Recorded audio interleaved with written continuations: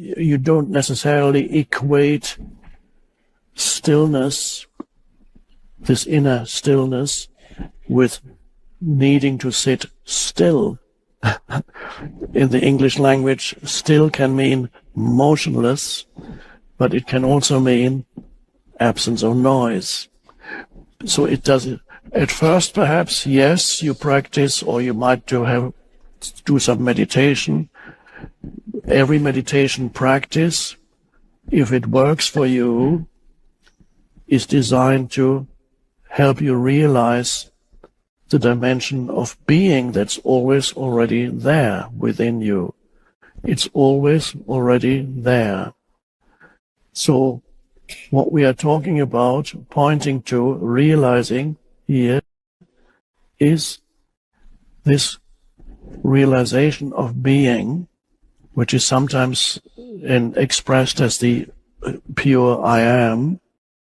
When you realize who or what are you, when you don't remember your past at all, you don't give it any attention. You don't give it any attention, and you don't give the future any attention. Let's just imagine there's only this moment. I'm saying let's just imagine because there is only this moment, but let's say put aside. Let's say there's only this moment. And in this moment, you do not need to remember your personal history. In this moment, you do not need to remember what might come in the so-called future. In this present moment, let's say you let go of your memory of past or expectation of fear of future, any thought, in other words. Because past and future are experienced as thought forms. You let go of the thought forms. Now, stillness arises, presence arises. And now, an interesting question one could ask, who or what are you now? Without reference to the historical person.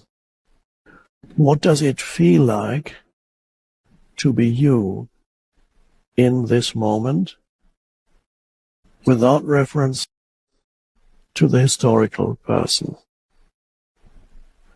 Very hard to put that into words, but that's you. That's the I. There is something there, but you can't talk about it. A presence remains, a sense of beingness. That's amazing. I am. That's all you could say in that if you wanted to say something. And surprisingly, in the Old Testament, there's a passage where the prophet goes up the mountain and meets God. It's a story, but it has a deep meaning. He goes up the mountain and he meets God, and he asks, "What is your name, God?" And God says, "I am the I am."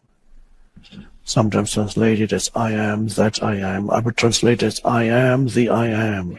That's the weirdest answer that you could imagine God giving. Since that way, God says, "I am."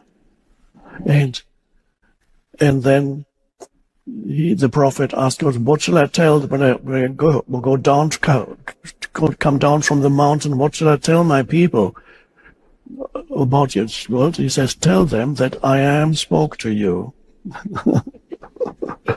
That's an amazing story. And then we have, if you want to, those of you who have a distaste of the Bible, I apologize deeply, but just one more passage from the New Testament this time.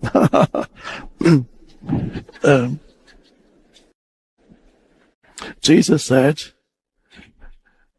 "Before Abraham was, I am." So, what does that mean? Does he mean I have existed for longer than Abraham? No. It points to his essential reality as the timeless being. I am. He didn't say before Abraham was, I already existed. It is the I am that is the essence of every being. It is not only the essence of every being, it's the essence of the universe itself. It is ultimately that sense, the deep sense of I am is your connection to the ultimate source of all life, which I prefer not to name, but it has 3 letters.